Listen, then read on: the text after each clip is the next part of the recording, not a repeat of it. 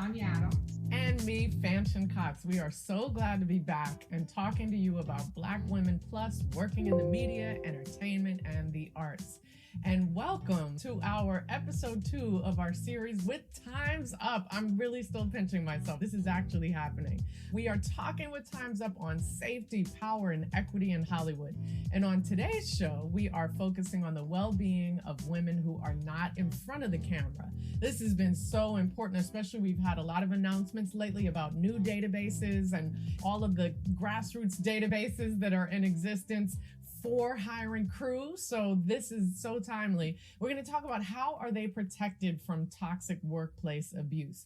Now, today's guests are stunt woman Faye Baker. Hello, everybody. Hello. Yes, and coming back to us, make sure you listen to her Sista Brunch episode where you get to hear her whole story. Director and First AD Sean Pipkin. Hi, everybody. Yes, I'll do quick bios and then you'll get to know them so well during our conversation today. So Faye Baker, if you have not heard her name, which you should have, she is recognized as the first African-American stunt woman to coordinate a big budget production. She also has over 135 credits as a stunt performer, doubling for women like Regina King, Angela Bassett.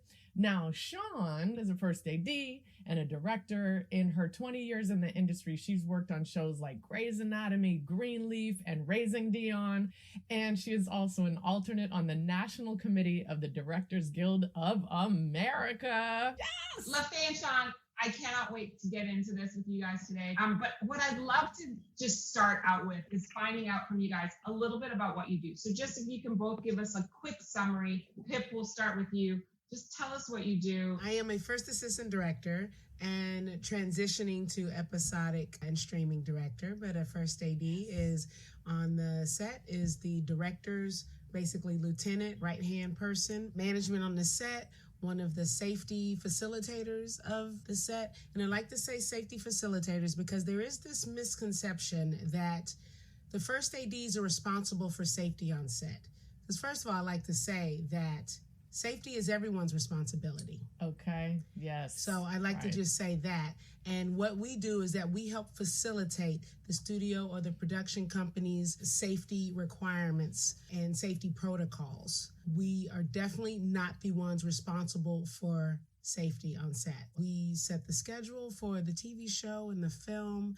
We disseminate information, all kinds of things like that. Now, as a director, what does a director do?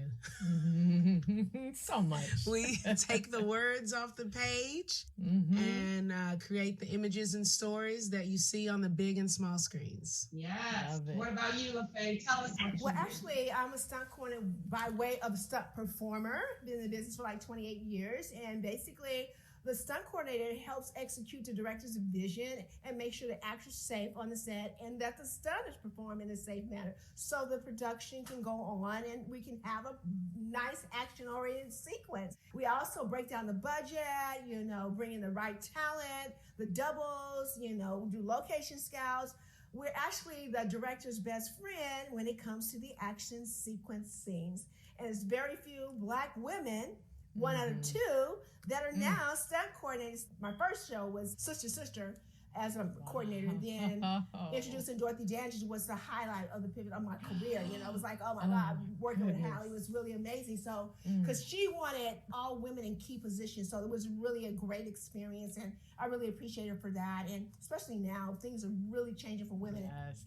Faye, do you mind just telling us a little bit about how you ended up doing this work? Oh, actually, my background is in gymnastics in high school, college. Okay. Gymnastics was my thing. So I actually was working as a probation officer. Believe it or not, I just resigned from that. I was able to have 2 dual careers while I was doing stunts. So a probation officer walked up to me and said, "You ought to be a stunt woman." I was like, "You are so crazy. I'm not jumping off nobody's building, whatever." Because I didn't know, I'm an inner city, young lady. I didn't know anything about the entertainment business per se. And every time he would come to our work location, he would just say, oh, I need you to meet somebody. I was like, oh my God, this guy's getting on my nerves. And then next thing I know, I met another stunt man. One of my girlfriends dating a camera guy, and they invited all of us to Gladstone's, and the guy was talking about it. Then after that, I got a promotion and probation, and one of the guys there, his best friend was a stunt coordinator. He was training his son. So I started training with Greg Elam and Dolphin Park. You know, it's a big time black stunt coordinator at the time. And one thing led to another, and actually my first gig was on location on the heat of the night. I'm just like, a blessing. That just doesn't happen to anyone. And at the time, there weren't that many black women in the business. I think the two black girls who were really, one kind of like moved over to surfing, and the other one had broken her back on a job, so she really wasn't doing it. So it was about opportunity and timing for when I got in the business. And then at that time, there weren't that many roles, actually, action for black women. Mm-hmm. Now there's so many roles that we have more action, and we have a lot of talented young girls. So I feel it's time for me to pursue and move on to further my career as a stunt coordinator, because the body don't really like to hit the ground and recover like it used to. You know what I'm saying? We understand.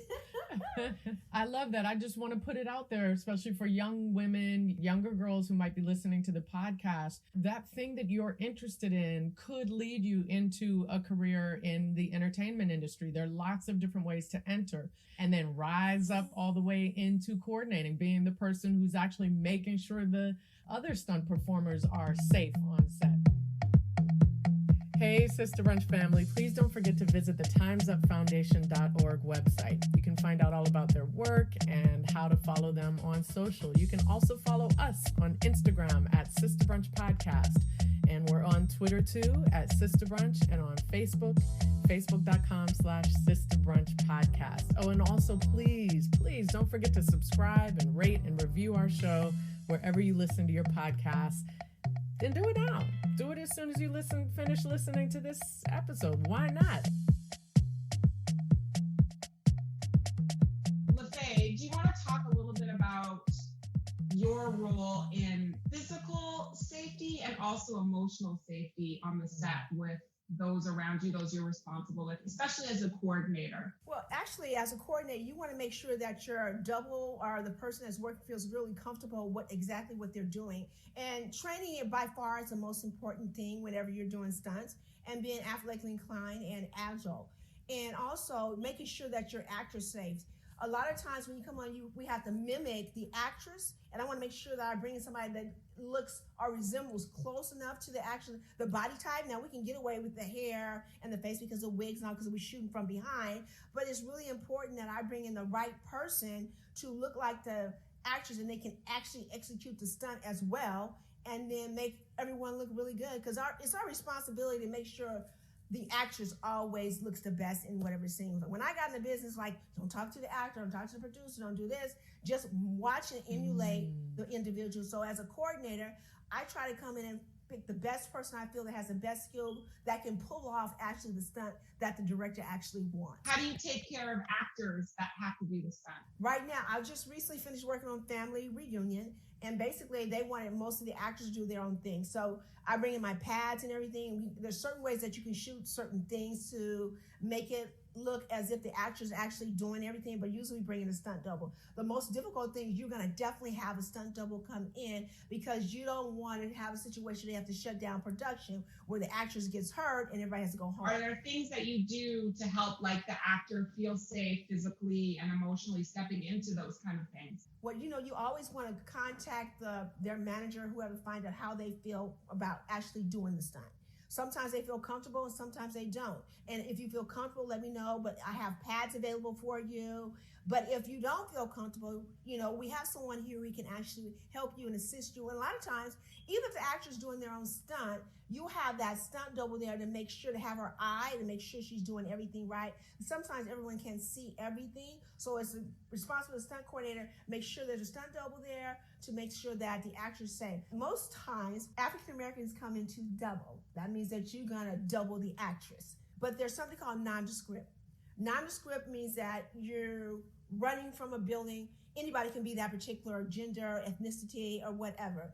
Then you have a utility stunt performer. That means you can be on a show working on location, and you can play any roles where you may be assisting the coordinator, actually the day of the physical activity, or you're just filling in to do certain things that somebody else couldn't do at that time. But like I said, specifically, Black women were coming in for just doubling. And if you're a utility performer, you can be on the set for months through the whole duration. And now with COVID, they're actually having people more on contracts for the longevity of for the shows to prevent people trying to catch anything or whatever, any losses. And then we have the riggers. The riggers are the stunt person's best friend because they're gonna rig everything. You wanna make sure the rigging, whether it's wire work, whether it's car work, you wanna make sure those riggers are on top. So you wanna make sure those actors are, actually safe. I just try to make the actors comfortable by talking with them because it's your responsibility to reassure them that they're gonna be okay, you're not gonna get hurt, this is how I'm gonna do it. You kind of like break it down little by little exactly how it's gonna be performed. Thank you, LaFaye. And Sean, you as a first AD and obviously also as a director, you're thinking about all of those roles. So can you talk about that? And then also, do you have any stories of times that might have surprised you or that could have gone differently? I have a situation. I was on a show where, and I've noticed this happens with a lot of indie directors, because it's about realism, right? Indie, like, oh no, I want that real, I want that practicality and things. And there was a situation where actor was getting beaten up, like literally kicking the crap out of this person on the ground and kicking and kicking and kicking. And I was like, okay, so we're going to double that actor that's getting his ass beat, right? And everything. And the director was like, no, I want it to be the real thing. And I was like, excuse me? And I remember I looked at the stunt coordinator, we kind of like, just let a situation play out. Because a lot of times, eventually it's going to come around. Okay. And so I didn't say anything. And I was like, okay, I know the stunt coordinator is going to say, well, I don't know if you really want, the actor to be down there literally getting kicked or whatever. And then the closer and closer we got, it hadn't changed yet. And I was like, how are we doing this again? Oh, we're just going to put pads in the front and the back of this actor. And literally I was like, what? Okay, rating, stunt coordinator, come on. You have to say something. Like, we have to have a stunt double. And the stunt coordinator's like, no, it's going to be fine. I'm going to talk to my guys. And I was just like, okay. And I remember thinking to myself, well, if the stunt coordinator's not saying anything, am I just being a little too overprotective or whatever? And did you talk to the cast? You had a conversation with that cast member. Well, I did. And I was like, how are you feeling about this? Yes. And he's like, oh no, I'm fine. I have my pads on and everything. And that's okay. the AD job. It's like, you're making sure mentally and physically that these people, they're adults, right? You're depending on everyone to be professional.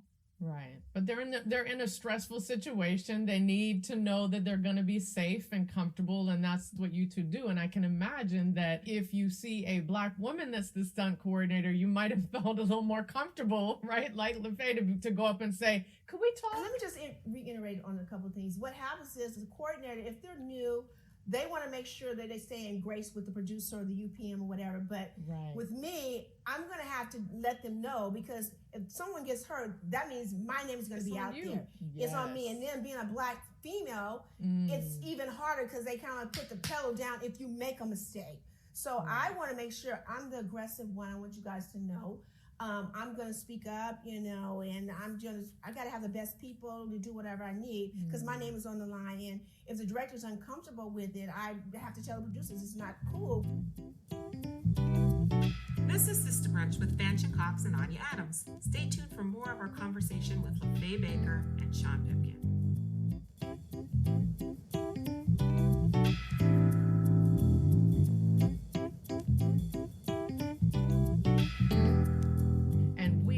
Back. Here is more of our conversation with Hollywood stunt woman LaFaye Baker and director First AD Sean Pipkin. I have to have these conversations in development meetings about hierarchy. First of all, hierarchy is a problem, right? That book Outlier, these South Korean pilots and assistant pilots, they were studying why the planes were crashing. And it was because the co-pilot, I think assistant pilot, because of their hierarchy system, couldn't tell the pilot that they were crashing. So they would listen to the black box, but because they could not tell their superior that they were crashing, that they would crash instead of telling them. And Hollywood is so like that. That's why this safety conversation is important, because if you're not listening to the person that you've hired to keep your set safe, what are you doing? Yeah. Yes. Well, they're just really concerned about getting the scene. And Right. sometimes directors don't really think about it. They just know what they have on paper. This is their vision. I want it this way. If you think about it, when you have a production meeting, they don't even think about the stunt, bringing a stunt coordinator at the beginning of production. They only think about, we're shooting. We got to bring in a coordinator. Oh, there's a stunt. What are we going to do? What's going on? Because they need to bring the stunt coordinator for the very first production, have the script. If there's even a step off the curve, because you can twist your ankle and then production is closed. So it's time for them to understand that stunt coordinators are very important at the beginning, just like the producer, director, when you have your table reads.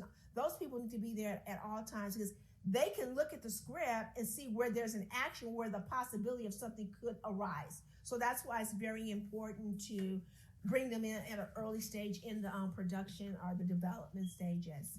Well, Faye, like in the situation that I brought up, where I really thought that the stunt coordinator was going to tell the director, no, we need to have a stunt double. And I'm thinking, just for a cheap insurance, just have a stunt double just in case, plan on doing the scene with the real actor. But if something does go sideways or whatever, hey, guess what? We have the stunt double that looks like. And what ended up happening is the people that were beating up, they were stunt people. But the person that was getting beat was the actor. So what happened psychologically, these stunt people knew that if they hurt this actor, their career is over. It's over.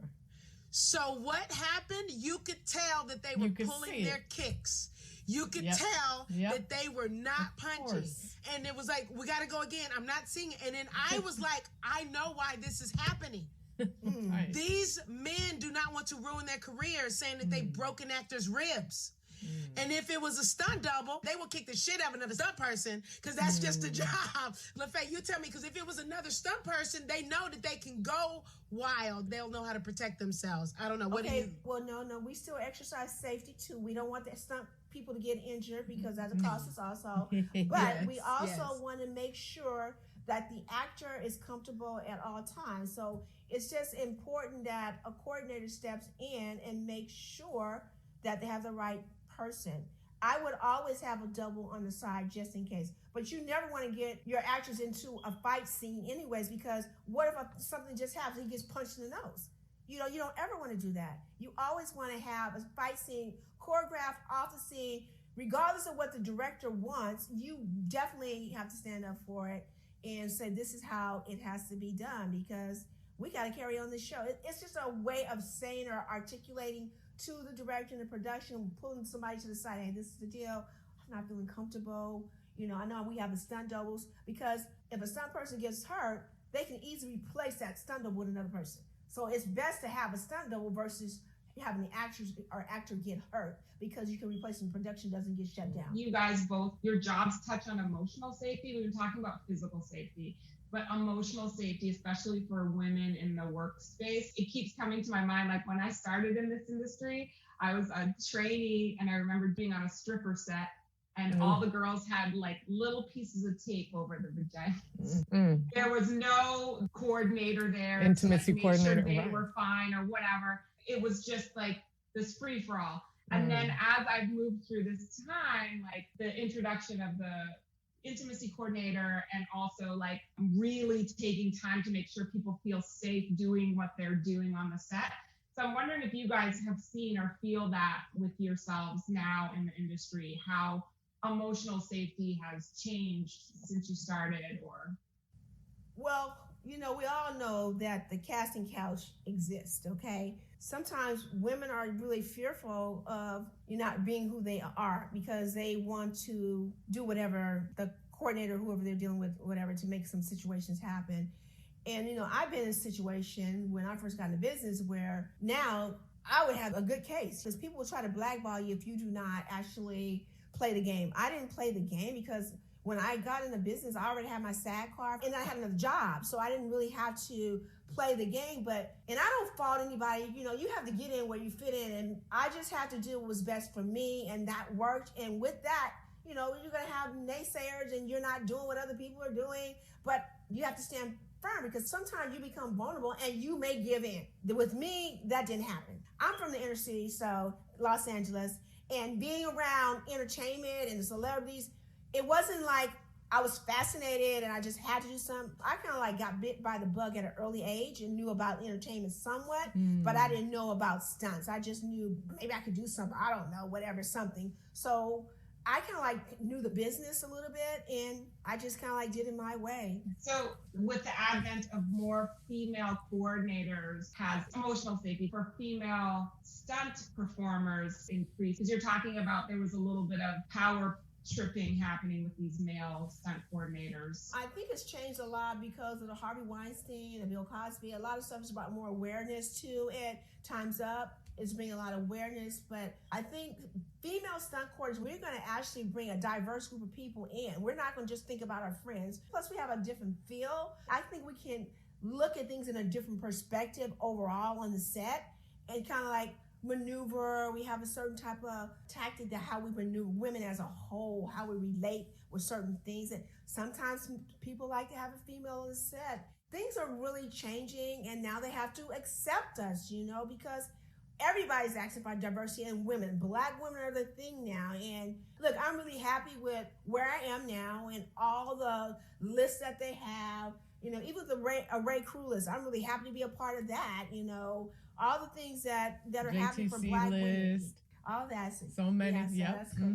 What about you, Pip? I don't know if you've sensed a change in it since you started, your responsibility or how safer or less safe people feel, but also maybe, you know, talk about your experience with that a bit. Yes, I will say that, you know, emotional safety and mental safety, it's so important because you're right, like there's been so much concentration and emphasis on safety since, you know, the Twilight Zone accident that happened over 20 years ago, since the Midnight Rider accident that happened 7 years ago.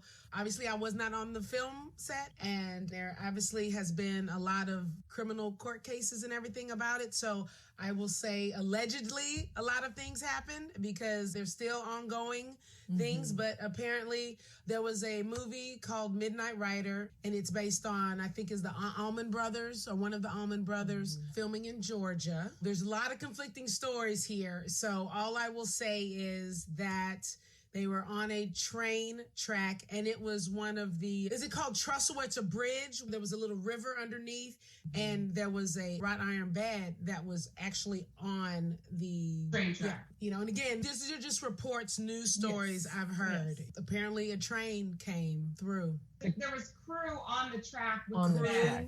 Camera crew, hair, makeup. The woman who died was a camera assistant, originally from Charleston, South Carolina. And then also a hairstylist got very seriously injured on top of it. And so I guess when everybody realized that the train was coming, instead of, like most humans would just try to save themselves and leave, right, this young woman went to try to save some camera equipment, apparently. Which leads us back to that issue of hierarchy, right? When you are seeing your set pieces as more important, or people on your set feeling the pressure that those are more important than the human beings on your sets, that's something that all of Hollywood needs to systemically change, is the way that we look at human beings, the way we treat human beings, and not on this hierarchy, but every single person on the set is valuable and should be valued and respected and made to feel safe. Hey, it's Anya, and you're listening to Sista Brunch. We'll be right back. And if you haven't already, follow us on Twitter at Sista Brunch.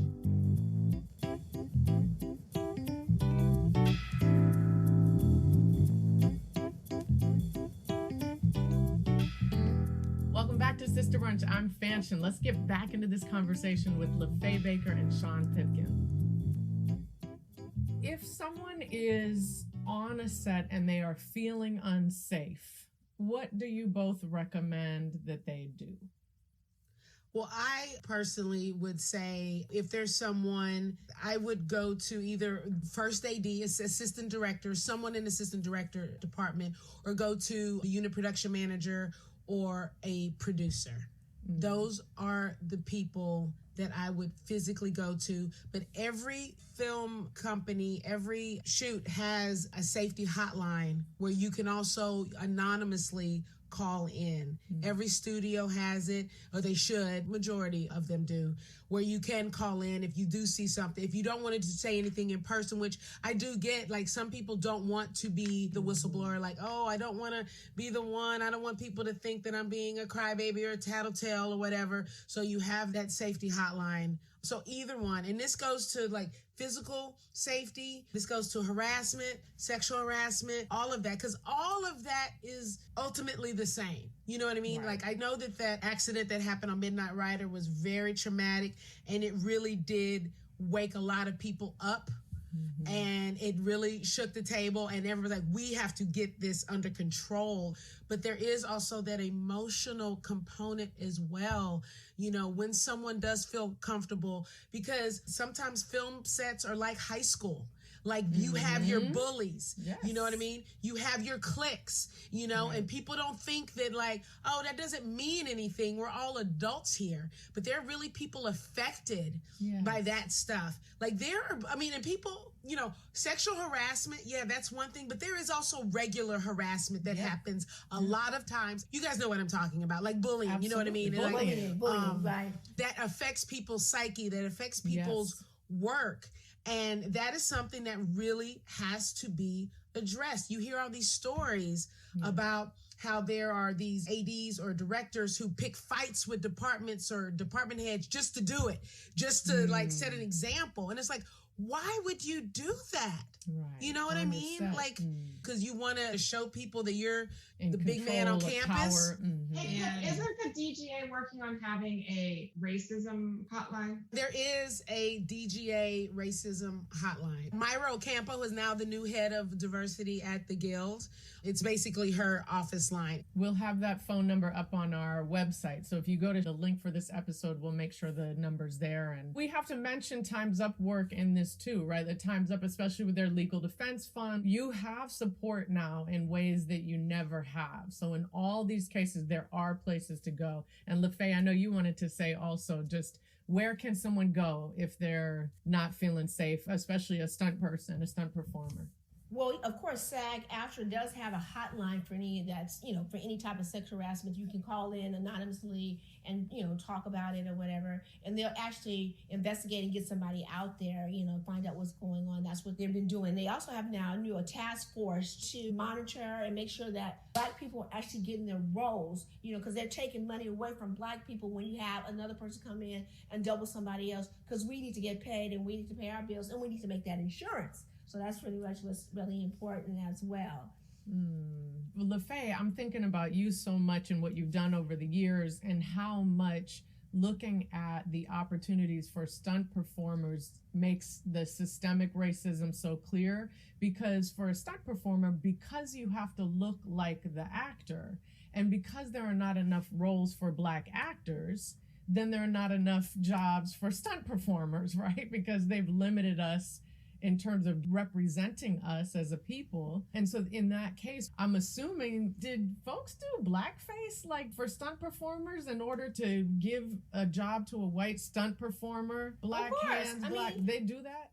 They've been doing that for years. Don't tell me it's still going down, because we need to get on Twitter. I've done so many different articles now about this paint down. This is something, you can't paint me up, but you can paint somebody else down and take a job from me. Or whatever. So give the Black person the opportunity to work there. At this point, there's no reason why you should paint down a Black. We have so many new talented girls. Oh my God. These girls are freaking amazing. Like when I got in the business, we didn't have that many women, Black women, many actors, and that many stunt women. And we didn't have the roles. They weren't giving us any roles. Right. So you had to really come in for double. But now it's different. Okay. There's absolutely no excuse. If they don't know someone, then one of us black people got to know somebody that can do the stunt or whatever. So they to call us. And I think there's a young lady, stunt people of color. She has a whole list of the stuff people or whatever. And she's a sister. She created it. It's good for people to utilize their resources. But there's also stunts availability where you can always, like, say, for instance, I was looking for somebody that was a skateboarding queen. So we had to find somebody. So I found somebody, but none of the stunt girls had a specialty for that. So sometimes what they have to do is go outside. Taft Hartley, the person as a specialist at what you would do that for anybody else. Or say, for instance, if you need a driver and you feel that the actors want this particular, go and make sure that person goes out and trains with that company to get the job. Don't just bring somebody, oh, we don't have that, they're not talented. Oh, you have one person, she's the best driver. Well, she's going to continue to be the best driver. She keep doing the same job, all the jobs. Nobody else is going to have the opportunity. So you got to figure out what, how are you going to make sure? I think SAG-AFTRA is trying to create some training programs. And I don't know if you guys are aware of this, that I had created something called the Action Icon Stunt Women Conference Awards. So it was a conference where, and I did it for 7 years, and I would bring in stunt coordinators, and they would talk about how to break down an action script, how to do a budget, set etiquette. Great. I really wanted women to start thinking outside the box, how to be a stunt coordinator, because I figured women weren't coordinating. This is Sista Brunch with Faye Cox and Anya Adams. Stay tuned for more of our conversation with Faye Baker and Sean Pipkin.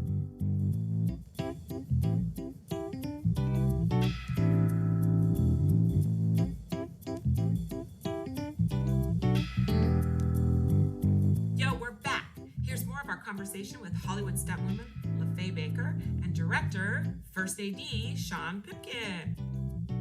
We have talked a lot about like kind of the individual situations, right? Where you're on set and what can you do? Sean, what can we do systemically? Either what is going down or what could we do to change the entire system around safety?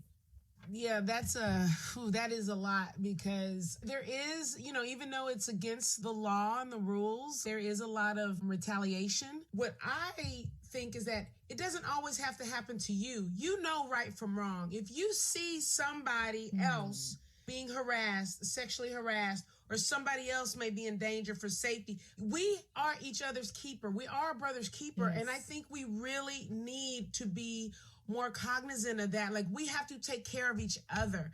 We can't just always think about ourselves. I think there really needs to be some type of mechanism, and I wish I had the answer, but like literally against retaliation. I have seen it. I have experienced it when I have spoken up. And usually, guys, it hasn't even been about for myself. It's been for other people. Right. Of course. When I have seen wrongdoing or someone being harassed or someone coming up to me, and also as one of the managers on the set, people do come to me, but I have a legal obligation to kick it up. Yes. I have to kick it up to the unit production manager or one of the producers. You can't hold it in and try to fix it yourself. Right. You cannot, even though you think that like, oh, I got this, let me talk to this somebody. No, you cannot do it. It has to get kicked up. So I think that people just need to feel safe. In order for me to report something wrong, I need assurance that nothing is going to happen to me. Like, I'm not going to lose my job, or I'm not going to get harassed or bullied even more. Yeah. If I speak up and say something. And I just think about all these stories, and I hate to harp on him, but Harvey Weinstein. Yes. Everybody knew what this man was doing for decades. Everybody knew. Yep. This man has ruined people's careers. Yeah. It was reported that Peter Jackson, he wanted to do a project with Daryl Hannah, and her last project was with Harvey Weinstein. He calls Harvey Weinstein, and Harvey Weinstein says, oh man, she's trouble. She's crazy. And he literally says, like, oh my God, now thinking about that, I should have done more research. I took his word for it. Why did he say that? She said no to him. Exactly.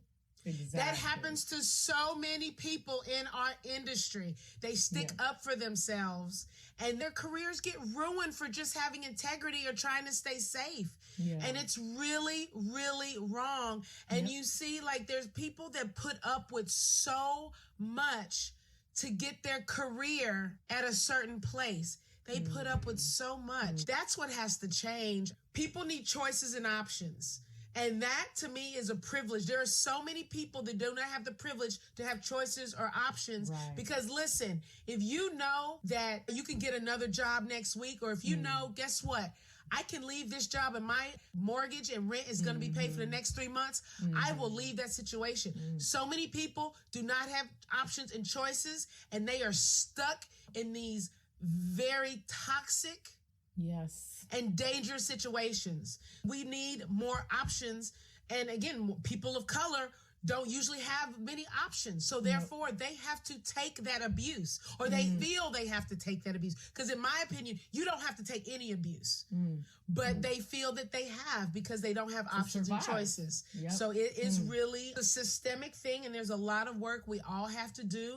And it starts with opening people's minds and putting a spotlight on this, because a lot of people don't really understand because they're not in our shoes. You know, like there are a lot of people that aren't in a Black woman's shoes. They don't get what we go through every day. Right. Like I have this conversation on many sets where I was like, I am a Black woman in America. I am used to all of this crap. Right. Like, do you think I got to this level without putting up with so much, you know? Do you think life was easy for me? Like, you think life was easy because I'm at this level? No. Right. I took a lot of crap. I mean, I think we create situations for ourselves that are unsafe because we are trying to navigate within this world that's been created. Like, because I know I also feel like I'm not going to quit.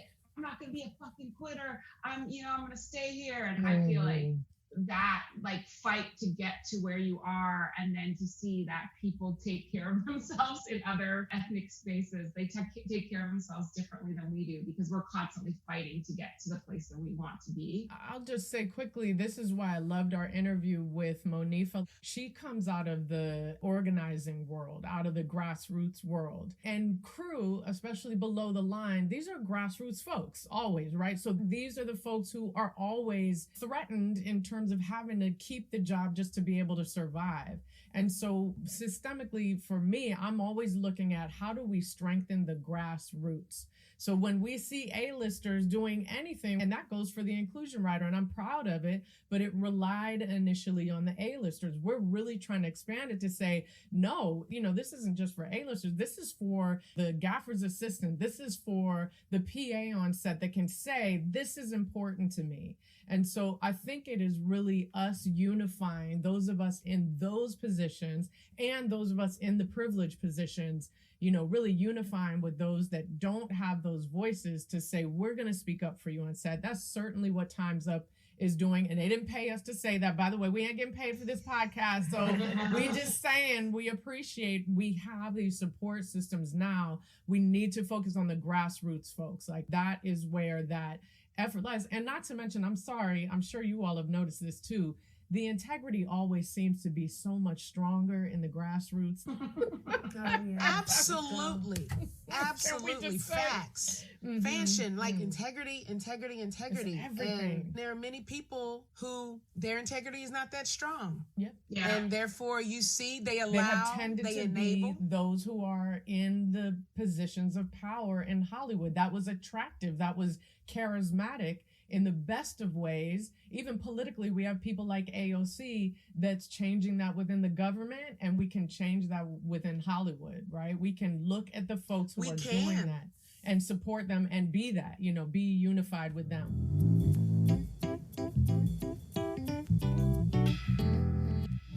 Faye, it's such an honor to have you on the show. Thank you for having me. I'm glad to be talking about stunt coordinators because people don't know we're out there, and I just think like I said, there's only one or two that are out there that are qualified, and we have one in Canada who is amazing. So yeah. We will be lifting y'all up everywhere we can. Sean, as always, we are so grateful for everything you do. Come back anytime. Yes. And Sean, I'm looking to work with you, girl. What's up? Yes. I know. Yeah. Yes, please. Yes, please. Make it happen. We'll definitely have to work together. And I just like to thank Time's Up. It's, very important work, a lot of work to do, but let's do it. Let's get it.